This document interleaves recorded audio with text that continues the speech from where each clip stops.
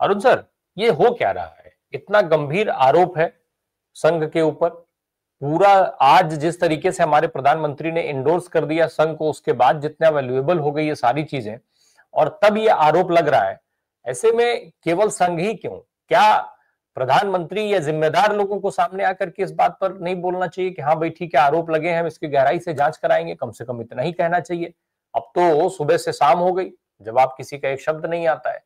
इस देश में चल क्या रहा है? जिसको जब मन करता है कोई सीजीआई के ऊपर जूता फेंक देता है और फिर उसका महिमा मंडन होने लगता है। वो बताता है कि हम अंतरात्मा की आवाज सुन करके हमने ये कर दिया और देश में बिल्कुल बाकी सरकार की तरफ से सब ठीक रहता है। इतना गंभीर आरोप लगता है सरकार की तरफ से ठीक रहता है, लेकिन विपक्ष की जहां सरकार होती है वहां अगर कोई घटना दुर्घटना हो जाती है तो उस पर पूरा सत्ताधारी दल के नेता प्रवक्ता सब ऐसे टूट पड़ते हैं जैसे नोच खाएंगे उनको।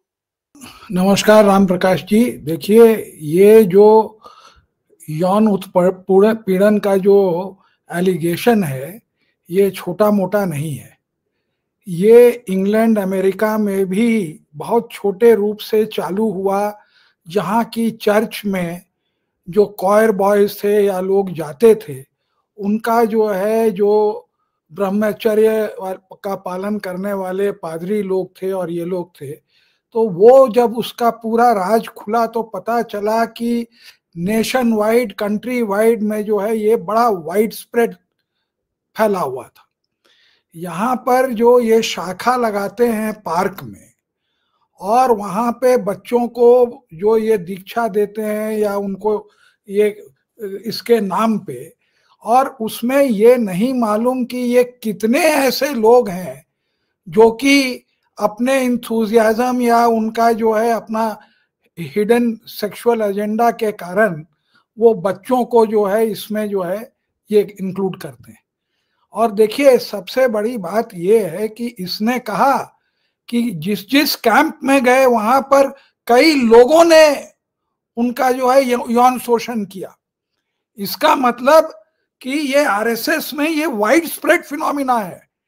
आप जो देख रहे हैं, आप आज खाली विक्टिम के तरफ देख रहे हैं, जो एक आदमी में हिम्मत हुई इनके पोल को खोलने की, और वो भी मरने के बाद उसने उसमें टाइम लगा के, जैसे टाइम बॉम्ब होता है कि इंस्टाग्राम में कि वो उसका जो वीडियो या ऑडियो जो है वो अपलोड होगा उसके मरने के उपरांत, वो करके गया, तब ये खुलासा हुआ। आप ये नहीं देख रहे हैं कि आज हमारे जितने बच्चे ये जो सरफिरे आइडियोलॉजी के चक्कर में जो है शाखा में जाते हैं, सबके सब जो है वनरेबल हैं, और ये सबके सब वहां पर जो है वो रक्षक नहीं है, भक्षक, जो कि इन लोगों को सेक्स ऑब्जेक्ट की तरह देखते हैं।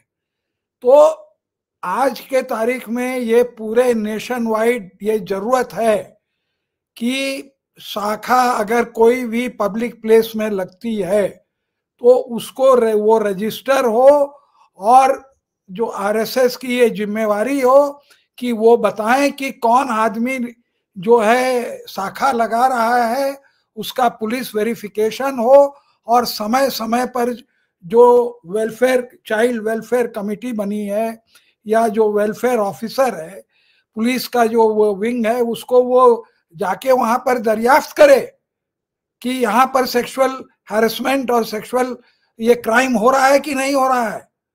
देखिए, जस्ट बिकॉज लड़के जाते हैं लड़कियां नहीं जाती हैं, तो हमारे हिंदुस्तान में इसको अंडर प्ले किया जाता है। ये तो शुक्र मनाइए कि लड़कियां नहीं जाती शाखा में, नहीं तो ये आप इसको छोटे मामले में मत लीजिए। ये पूरा पॉस्को एक्ट लगता है आरएसएस के ऊपर। अगर वो खाली कहा होता है कि एक आदमी ने उसका यौन शोषण किया तो बात समझ में आती। वो तो कह रहा है ऑर्गेनाइजेशन वाले जिस कैंप में गए वहां पर हुआ, मतलब कि सब कोई को मालूम था। और यौन शोषण करने वाले एक नहीं, बहुत हैं। वो केवल एक आदमी का नाम लेता है, जो प्रोक्योरर जिसको कहते हैं, जो पिंप टाइप का वो, और वही जो है उसको फॉरवर्ड जो है कैंप में लोगों को बता बता के उसका यौन शोषण करवाया। मतलब वो आदमी इतने दिन सह के उसको जिंदा कैसे रहा, हमें तो यही समझ में नहीं आता है। और तो भी आप देखिए हमारा कैसा सिस्टम है, वो मेडिकल ट्रीटमेंट में था, वहां पर उसने जरूर बताया होगा कि उसके साथ क्या हो रहा है। उसके बावजूद भी मतलब कि ये समाज एक्सेप्ट करने को नहीं तैयार है कि बच्चों का शाखा के संस्था के द्वारा यौन शोषण होता है। ये कोई बहुत यूनिक चीज नहीं है, ये चर्चों में भी हुआ है। और जब वो निकला तब धीरे धीरे लोगों की हिम्मत हुई, क्योंकि बच्चा जो है उसका तो यौन पीड़न हो चुका, वो कहीं और बड़ा होके शायद संस्था से निकल चुका।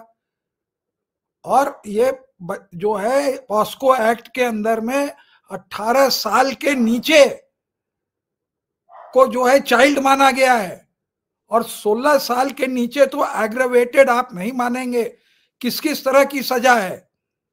अगर पुलिस ऑफिसर अपनी कस्टडी में या कोई वेलफेयर वाला काम करता है तो उसको एग्रेवेटेड ऑफेंस माना जाता है, और उसमें 20 साल की जो है रिगरस इम्प्रिजनमेंट है। और जहां पेनिट्रेशन होता है वहां पर भी 20 साल की है, but not with rigorous imprisonment minimum. District में जो है वो बने हुए हैं चाइल्ड वेलफेयर कमिटी, पुलिस में बना हुआ है एएसआई रैंक का एक अफसर। उसके बाद मैं आपको ये कहता हूं, अगर इसीलिए सब चुप है कि ये पोल खुलेगी बहुत दूर तक जाएगी। ये तो साउथ एक इनलाइटेंड स्टेट है जहां पर मैं उम्मीद करता हूं विथ एडुकेशन जो है बच्चों का कम शोषण होता होगा। नॉर्थ में तो आप इमेजिन नहीं कर सकते हैं, हर एक शाखा। और मुझको तो ये नहीं समझ में आता, मैं तो सोचता था कि कम से कम 10 साल का आदमी बच्चा होना चाहिए वो शाखा अटेंड करे। ये तो मतलब 4 साल 5 साल से बच्चों को शाखा में बुलाने लगे। किस लिए बुला रहे हैं भाई? 4 साल 5 साल में बच्चे की क्या समझ होती है जो आप उसको शाखा अटेंड करा रहे हैं? एक प्रिजम्पशन जाएगा ना कि क्या आपका और कोई सेक्सुअल एजेंडा तो नहीं है। एक मिनिमम एज तो आप रखते। ये देखिए ये आरोप जो है इसको ना सरकार ना कांग्रेस पार्टी जो इसका व्यापक ये जो है रूप है उसको समझ नहीं रही है, उसको ये आइसोलेटेड इंसिडेंट ले रही है।